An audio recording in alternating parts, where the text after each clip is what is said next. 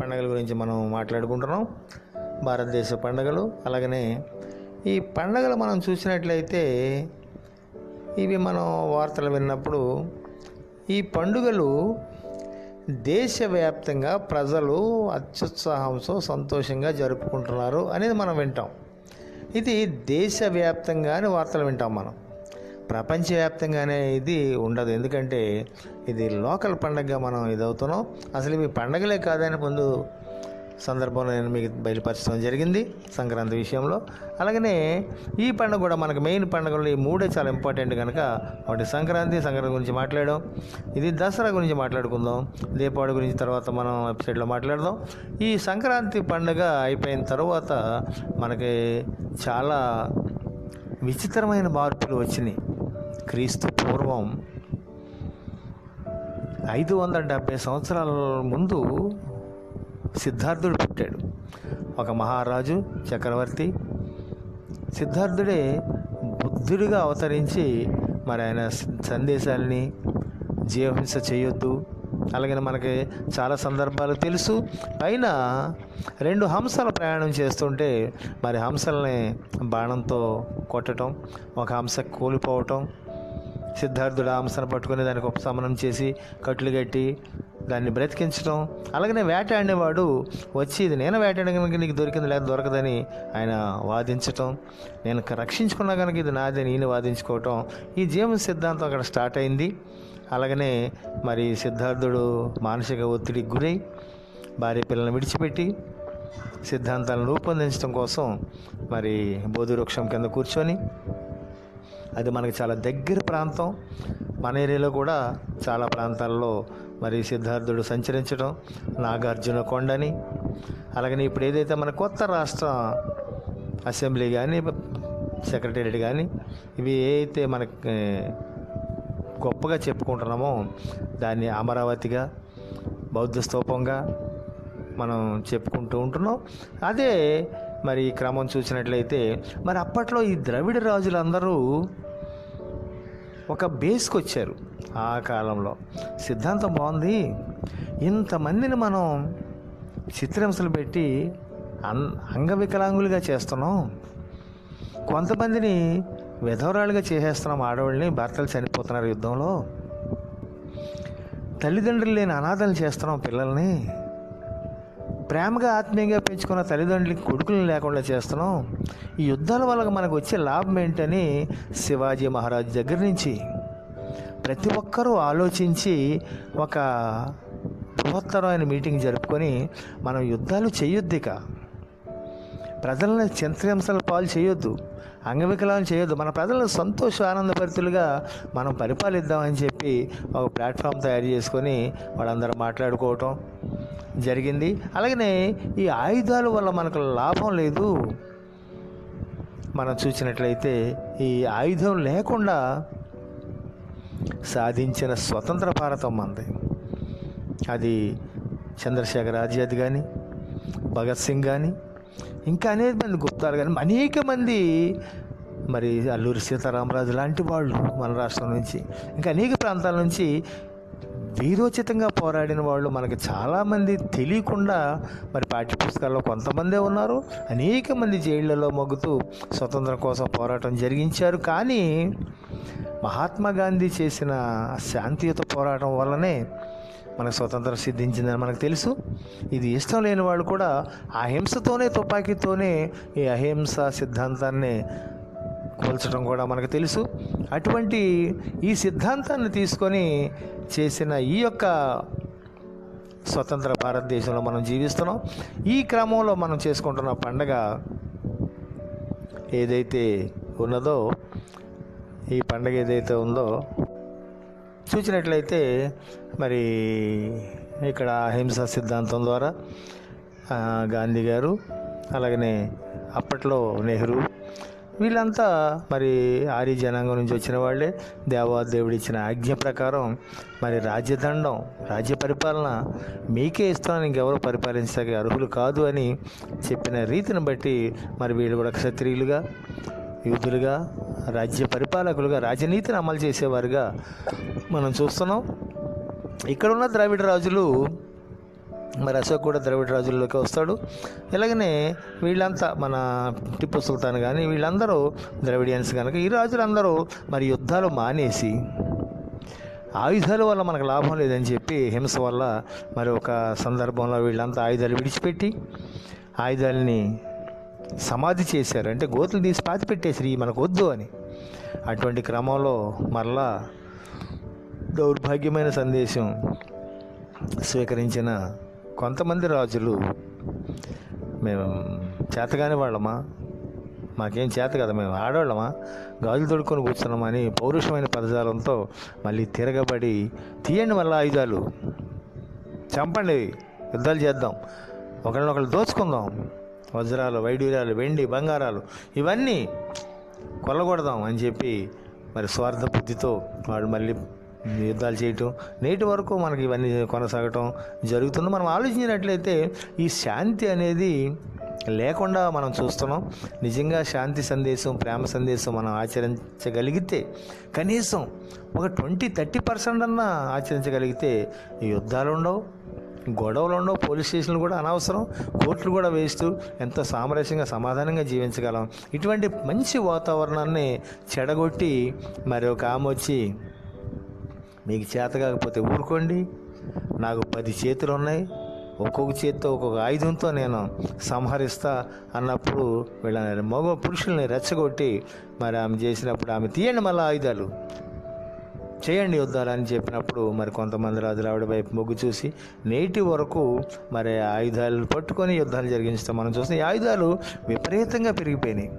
ఈరోజు మన సైంటిస్టులు కానీ చంద్రమండలం కానీ వేరే గ్రహాలకు వెళ్తున్నారంటే ఒక్క బాంబు, నైట్రోజన్ బాంబు, ఒక్క బాంబు పేలితే ఈ భూమి అంతా కొలాప్స్ అయిపోయి 300 సంవత్సరాల వరకు అది పేలిన దుమ్ము కింద పడుతూనే ఉంటుందట. అటువంటి డేంజర్ పరిస్థితుల్లో బాంబులు తయారు చేస్తున్నారు. ఇవి బై మిస్టేక్ ఏమన్నా పేలినవి అనుకోండి, ఇక ప్రపంచంలో ఎవ్వరూ మిగలరు. ఇది ప్రతి ఒక్కరు డిక్లేర్ చేస్తున్నారు. వీటిని దాచిపెట్టడం కొరకు వీళ్ళు చంద్రమండలానికి వేరే గ్రహాలకు ప్రయాణం చేస్తున్నారు తప్ప అక్కడ ఏదో గాలి నీళ్ళ జీవన విధానం సాగించాలని కాదు. మొన్న ఒక పేపర్ స్టేట్మెంట్ చూశాను నేను, అమలాపురం నుంచి అట ఒక ఆయన 20 లక్షలకు ఒక ఫ్లాట్ ఇస్తున్నా చంద్రమండలం, రండి తీసుకోండి అని ఆయన ఫ్లాట్లు అమ్మేస్తున్నాడు చంద్రమండలంలో. అక్కడ గాలి లేదు, నీళ్ళు ఉన్నాయో లేదో తెలియదు, ఏమీ తెలియదు, జనవాసం ఉంటే ఆ పరిస్థితులు అక్కడ ఉన్నాయో లేదో తెలియదు, కానీ ఫ్లాట్లు అమ్మేసుకుంటున్నాడు. చూడండి దేవుడు ఇచ్చిన అధికారాన్ని మనిషి ఎంత దుర్వినియోగం చేస్తున్నాడో. మరి ఇటువంటి సందర్భంలో మరి తీయండి ఆయుధాలని చెప్పి చేసినప్పుడు నేటి వరకు మనం ఆ ఆయుధాలు తీసి వాటిని మళ్ళీ దుమ్ము దులిపి తుప్పట్టిన వాటిని మళ్ళా సీసంతోనో గాజుతోనో వాటిని కడిగి చేసి మళ్ళా యుద్ధానికి సిద్ధమయ్యారు. అదే మనం చేస్తున్న దసరా పండుగ, ఆయుధ పూజ మొదలు పెట్టాం. మనం అక్కడి నుంచి మళ్ళీ ఈ శాంతి సిద్ధాంతాన్ని పక్కకు పెట్టాం, ఆయుధాలు తీసుకుంటున్నాం. నేటి వరకు మనం చూస్తున్నాం ప్రతి పేపర్లోనూ చాకుతో పొడిచారు, తలపగల కొట్టారు రాడ్డుతో. ఇవన్నీ ఈ ఆయుధాలు మళ్ళా వినియోగంలోకి వచ్చేసినాయి. మరి శాంతి సందేశం లేదు. బౌద్ధ స్వీకరించిన వాళ్ళు కూడా మెల్లగా ఇవన్నీ చేస్తే మనం బ్రతకగలమని వాళ్ళు కూడా నీరసించి సిద్ధాంతాన్ని మర్చిపోయారు. ఇప్పుడు శాంతి సిద్ధాంతం కనుక ఈ సిద్ధాంతాన్ని ప్రకటించడానికి మానవావతారంగా దేవాదేవుడు వచ్చిన ఈ భూమి మీద ఉన్న మనుషులు మరి అవే ఆయుధాలతో, మేకులతో, ముళ్ళు కిరీటాలతో యేసుప్రభువును కూడా చిత్రహింసలు చేసి రోమా చక్రవర్తులు ఆయన్ని సంహరించడం, మరణం నన్నేమీ చేయలేదని ఆయన 3వ నాడు లేచి ఆరోహణమై రుజువు చేయటం, ఇవన్నీ మనం చూస్తున్నాం, వింటున్నాం. ఇటువంటి క్రమంలో మనం మరి భారతదేశంలో ఉన్న ఈ యొక్క సంక్రాంతి పండుగను మనం ఈ విధంగా జరుపుకుంటున్నాం కనుక మరి మీరు కొంచెం ఆలోచించి ఈ పండుగల విషయంలో మనకి నిజంగా పండుగలు లేవా అంటే లేవు. మరి దుష్ట శిక్షణ, శిక్ష రక్షణ అనే ఒక సిద్ధాంతం మీద ఇవన్నీ చేస్తున్నాం కనుక మరి దుష్టుడు ఎవరని ఆలోచించినట్లయితే పుట్టిన భూమి మీద పుట్టిన ప్రతి ఒక్కడు దుష్టత్వంలోనే పుడుతున్నారు. ఎందుకంటే తల్లి గర్భం నుంచి ఏదైతే భూమి మీదకి వస్తున్నామో తల్లి గర్భంలో నుంచి వచ్చి ఆ చెడిపోయిన రక్తం ద్వారానే దుష్టత్వంలోనే తయారవుతున్నాం, పాపంలోనే పుడుతున్నాం, పాపంలోనే పెరుగుతున్నాం, ఆ పాపం కొరకే మళ్ళా జీవన విధానం సాగిస్తున్నాం. ఇటువంటి దౌర్భాగ్య పరిస్థితి చూస్తే చాలా బాధాకరమైన విషయం. ఏదైతే మనం ఆ మట్టి చెత్త కంపు కొట్టే ఆ నీసు చెడిపోయిన రక్తంలో తయారవుతున్నామో, మరి దాని కొరకే దుష్టత్వంలో పెరుగుతున్నాం. దుష్టుడిని చంపేస్తే మరి ప్రతి ఒక్కరూ ఇలాగనే పుడతాం కనుక ఇది జన్మతః వచ్చే పాపంగా దేవాదేవుడు మనకు బోధిస్తున్నాడు. ఈ జన్మతః పాపిగా పుట్టిన ఈ మానవుడు మరి దుష్టుడిని శిక్షించేస్తానంటే మరి ఇక మానవులు ఎవరు ఉంటారు? ఈయన శిక్షిస్తూ పోతే మరి నిజంగా దుష్టుడు శిక్షింపబడ్డా లేదా? దుష్టులు పెరిగారా తగ్గారా? దుష్ట శిక్షణ కొరకే నేను అవతారం ఎత్తి వస్తాను. 10 అవతారాలు అన్నారు, ఓకే సంతోషం, 10 అవతారాలు అయిపోయినాయి.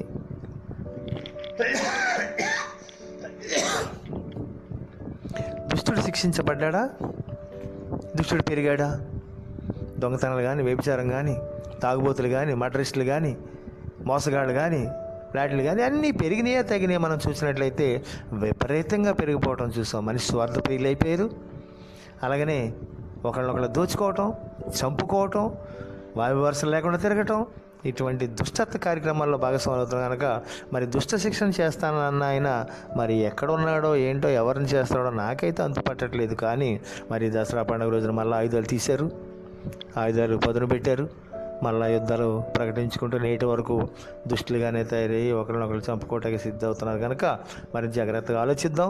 ప్రేమ సందేశం ఇవ్వటానికి యేసుప్రభు వచ్చాడు కనుక, యేసుప్రభు కృప కలిగిన వాడు కనుక, ప్రేమ కలిగిన వాడు కనుక మరి నిజంగా దేవాది దేవుడు మనుషులకి ఇచ్చిన గొప్ప అవకాశం ప్రేమ, ఆత్మీయత, అనురాగం, మంచితనం, ఉదార స్వభావం, ఇటువంటి లక్షణాలన్నీ ఆయన చూపించి, నేర్పించి, పాటించి క్రమంలో ఆయన్ని సంహరించారు. ఎంతో చిన్న వయసు, 33.5 సంవత్సరాలప్పుడు ఆయన్ని చిత్రహింసలు పెట్టి సిలువేయటం మనకు తెలుసు. అలాగని ఏం తప్పు లేదు అని చేస్తున్నారు. చాలా విచిత్రమైన సంఘటనలు ఏంటంటే, ఏ దేశంలోనూ రాత్రులు కోర్టులు ఉండవు, సాయంత్రం 5 గంటల వరకు వచ్చే వరకు మూసేస్తారు. కానీ దౌర్భాగ్యం ఏంటో తెలియదు కానీ మరి యేసు ప్రభువుని రాత్రుళ్ళే కోర్టుల్లో ప్రవేశపెట్టారు.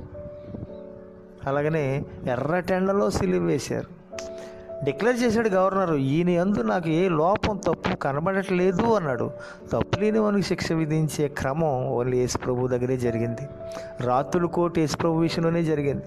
అక్కడ కూడా ఆశ్చర్యకార్యాలే ఆయన చేసినాయి. ఎంత ఆశ్చర్యం! రాత్రులు కోర్టు ఉంటుందా? రాత్రులు శిక్షిస్తారా? రాత్రులు అది జరిగేది. ఎంత దౌర్భాగ్య స్థితిలో మానవులు క్రూరంగా, మూర్ఖంగా, అలాగే దుష్టులుగా తయారయ్యారో చూడండి. ఈ దుష్టుని శిక్షిస్తానన్న వాళ్ళు దుష్టత్వంలోనే పుట్టి, దుష్టత్వంలోనే పెరిగి వాళ్ళే దుష్టులు అయినప్పుడు దుష్టుని శిక్షించాలంటే నీతిమంతుడు కావాలి, మంచివాడు కావాలి, చెప్పి చేయటం కాదు, ఆచరించి చూపించేవాళ్ళు కావాలి. అంతేగాని మరి రాజ్యాల కొరకు, రాజుల కొరకు, ప్రిస్టేజ్ కొరకు, సంసార జీవితం కొరకు, భార్య సుఖభోగాల కొరకు జీవించిన వాళ్ళు సర్వేంతర్వ్యాములు ఎలా కాగలరు? దుష్టశిక్షణ ఎలా చేయగలరు? దుశ్శిక్షణ అంటే నరుక్కోవటం, చంపుకోవటం అనే దుశ్శిక్షణ. ఇటువంటి దౌర్భాగ్య పరిస్థితి మనం బయటపడాలి. దసరా పండుగ యొక్క ఇది మనకదే. అందుకే ఈ రోజున మరి ఆయుధాలు లేని వాళ్ళు, సైకిల్ ఉన్నవాళ్ళు సైకిల్కి, బండి ఉన్నవాళ్ళు బండి, కారు ఉన్నవాళ్ళు కారుకి వెళ్ళి పూజ చేయించుకొని ఇదే నా ఆయుధం అని చెప్పి నేటి వరకు మనం దీని యొక్క భావం ఏంటో, ఎందుకు పుట్టిందో, ఎలా పుట్టిందో అర్థం కాని స్థితిలోనే మనం అన్నిటికీ పూజలు చేసి దసరా రోజుని ఆ పసుపుతోనో కుంకుమతోనో వాటికి బొట్లు పెట్టి చేసి ఇదే నా ఆయుధం అంటున్నాం తప్ప మరి ఈ పండగ ఏంటో, దీన్ని ఎందుకు వచ్చిందో కూడా తెలియకుండా మనం ఆచరిస్తున్నాం. ఇటువంటి పండుగలు ఇవి పండుగలు కాదు అసలు, కానీ పండుగలు ఆచరిస్తున్నాం.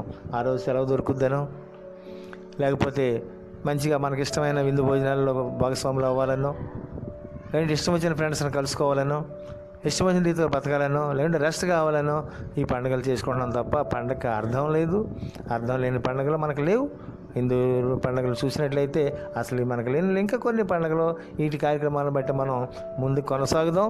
ఈ పండుగలు మరి కొన్ని చూసినట్లయితే దుష్టుని శిక్షించేసామని రావణాసురుడిని చంపేయటం. నిజంగా రావణాసురుడు చాలా మంచి చక్రవర్తి. దీని గురించి సంహరణ గురించి మరి ఒక సందర్భంలో మనం మాట్లాడుకుందాం. ఈ దసరా పండుగ యొక్క క్రమం ఇది. దసరా ఆయుధ పూజ చేస్తూ మళ్ళీ ఆయుధాలు తీసి ప్రేమను చంపుకుంటూ మరి పగన పెంచుకుంటూ ఉండేది ఈ పండుగ కనుక చాలా జాగ్రత్తగా భారతీయులు కనుక మనందరం సామరస్యపూర్వకంగా ప్రేమగా ఉండాలని మరి కొన్ని సంఘాలు కొన్ని అలాగనే మతాలు కూడా మేము ప్రేమే ప్రేమే ప్రేమే అందరు కలిసి ఉండాలి చక్కగా ఉండాలి అంటున్నారు, కానీ లోపల పగ పెంచుకొని సూపర్ యాక్టర్గా ప్రతి ఒక్కడు ఆస్కార్ అవార్డు గ్రహీతలుగా కూడా నటిస్తూ మనం చూస్తున్నాం. ప్రేమ అనేది లేనే లేదు అసలు, కానీ మాది ప్రేమ సిద్ధాంతం అంటారు. ఒకసారి 2 సార్లు 3 సార్లు కూడా ఊరుకుంటామా, పొడిచి చంపేస్తామంటున్నారు. చెప్పేదేమో ప్రేమ సిద్ధాంతం, ఆచరణ క్రమంలో లేదు. మరి ప్రేమ అంటే నిజంగా సహిస్తుంది, ప్రేమ భరిస్తుంది, ప్రేమ ఓర్చుకుంటుంది, ప్రేమ ఓదారుస్తుంది, ప్రేమ త్యాగం చేస్తుంది. ప్రేమకు ఉండే లక్షణాలు అసలు ఎన్నో కోకోలలుగా ఉన్నాయి, వాటిని వివరించడానికి మరి పదాలు కూడా సరిపో. అటువంటి ప్రేమను మనం కాదని పగను పెంచుకొని ఈరోజు మనం పగ్గని బతుకుతున్నాం తప్ప మనశ్శాంతి లేకుండా ఈ పగతో పెంచుకునే ఇవి మనకి రోగాలుగా మన బాడీలోనే తయారవుతున్నాయి.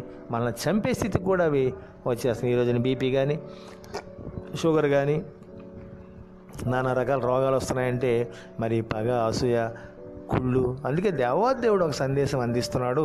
మరి ఇవన్నీ మన వాళ్ళకి తెలుసు. ఈ శాంతి సిద్ధాంతాన్ని మరి నెహ్రూ గారు ఒక మాటలో చెప్పాడు. అది జీవగ్రంథం నుంచి చూద్దాం ఒకసారి. ఒక మాట ఆయన బాగా అర్థం చేసుకుని అవగాహన చేసుకున్న వాక్యం ఒకటి నాకు కనబడుతుంది. ఆ వాక్యాన్ని చూద్దాం. చూడండి, ఆదికాండం 49వ అధ్యాయం, ఆదికాండం 49వ అధ్యాయం 8వ వచనం నుంచి చూద్దాం మనం. యోధా నీ సహోదరులు నిన్ను స్తుతించెదరు, నీ చెయ్యి నీ శత్రువుల మెడ మీద ఉండును, నీ తండ్రి కుమారులు నీ ఎదుట సాగిలపడుదురు.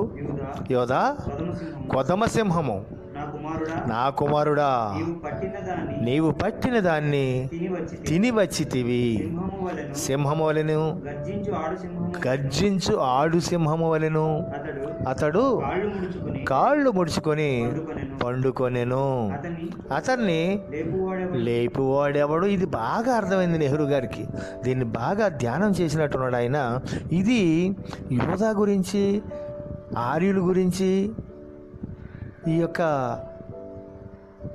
ఈ శాఖలు ఏవైతే ఉన్నాయో వాటి గురించి ఆయన బాగా అవగాహన చేసుకుని ఆయన కూడా అదే గనక ఈ వాక్యాన్ని చదివి ఒక మాట చెప్పేవాడు. ఆయన ఎప్పుడు ఈ దేశంలో ఈ క్రైస్తవులందరినీ లేకుండా చేద్దామని చెప్పేవారు చాలామంది ఆయనకి. ఆయన ప్రధానమంత్రిగా ఉన్నప్పుడు, అయ్యా ఈ క్రైస్తవుల జోలికి వెళ్ళకండి అయ్యా, మీరు క్రైస్తవుల జోలికి వెళ్ళొద్దు మీరు, ఎందుకంటే వాళ్ళు నిద్రపోతున్న సింహాలవి. వాటిని కానీ లేపామా మనం వాటి ముందు బ్రతకలేం. వద్దు, వాటిని ఏమనకండి అనే మాట ఈ యొక్క వాక్యంలో నుంచే తీసుకొని ఆయన చెప్పటం మనం చూసాం. అలాగనే గాంధీ తాత కూడా మనందరికీ తాతే. అలాగనే నెహ్రూ గారి యొక్క శాంతి సందేశం ఎక్కడి నుంచి తీసుకున్నాడో సనాతన గ్రంథం చూసాం మనం. అలాగనే గాంధీ మహాత్ముడు కూడా మరి ఆయన ఒక చెంప మీద కొడితే ఇంకో చెంప ఉండనే సిద్ధాంతం. చూడండి దయచేసి లోకాసు వార్త 6వ అధ్యాయం 29వ వచనం దయచేసి చూడండి, ఎవరైనా చదవండి. నిన్ను ఒక చెంప మీద కొట్టిన వాని వైపు రెండవ చెంప కూడా త్రిప్పుము. చూడండి, ఎవరైనా నిన్ను ఒక చెంప మీద కొడితే మరి తిరిగి కొట్టమనలేదు, ఇంకో చెంప కూడా తిప్పి కొట్టించుకోండి అన్నాడు తప్ప మరి సిద్ధాంతం బైబిల్లో జీవగ్రంథం నుంచి తీసుకొని గాంధీ మహాత్మ కూడా ఈ శాంతి సిద్ధాంతాన్ని మనకిచ్చాడు. మరి ముఖ్యంగా మోహన్ దాస్ కరమ్చంద్ గాంధీ అనే పేరు మరి ఎవరో పలకరో చెప్తే గాంధీ తాత అంటారు, లేకుంటే మహాత్మా గాంధీ అంటారు. మహాత్మ అంటే పరమాత్మని యొక్క ఆత్మను పొందుకున్నవాడు అని. నిజంగా మరి మహాత్మా బిరుదు అందుకే ఆయనకి గాంధీ తాతకి చివర మనం పెట్టడం చూసాం. ఆ మహాత్ముడు ఎక్కడి నుంచి ఇదయ్యాడంటే మరి లోకాసువార్త 6వ అధ్యాయం 29వ వచనంలో చెప్పబడినట్లు ఆ శాంతి సందేశాన్ని తీసుకొని ఒక చెంప మీద కొడితే చాలా మంచి నాయకులు కూడా మరి చిత్రహింసల గురించి జైలు పాలయ్యారు. కానీ గాంధీ మహాత్ముడు అహింసా సిద్ధాంతంతో నెహ్రూ పండుకున్న సింహాలని లేపొద్దని దాంతో మరి యొక్క శాంతి సందేశాన్ని మనకు అందించారు. అలాగనే వారు సక్సెస్ఫుల్గా స్వతంత్రాన్ని తీసుకొచ్చారు.